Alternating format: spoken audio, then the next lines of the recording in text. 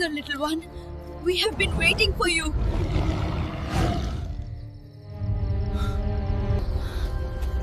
কে তুমি? কাছে এসো।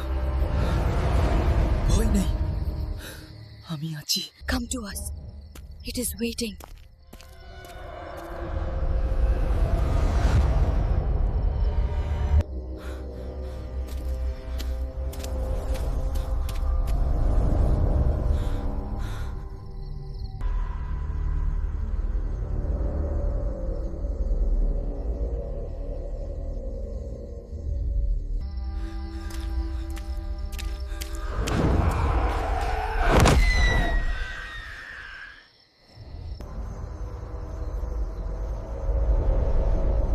রাত তখন প্রায় 12টা।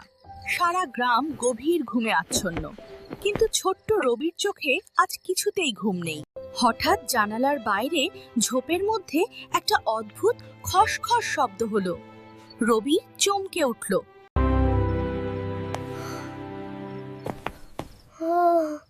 এত রাতে কে ওখানে?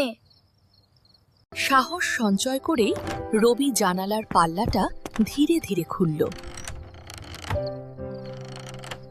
বাগানের পুরনো আম গাছটার নিচে কিসের যেন একটা ছায়া নড়ছে।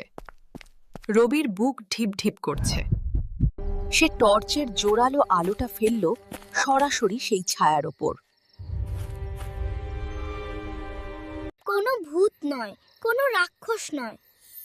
টর্চের আলোয় রবি দেখল এক ঝাঁক জোনাকি নাচছে একটা ছোট্ট কুকুর ছানার চারপাশে। ছানাটি সেখানে আটকে পড়েছিল।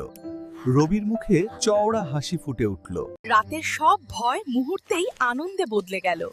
গ্রামের রহস্যময় রাত রবির কাছে এক নতুন বন্ধু উপহার দিল।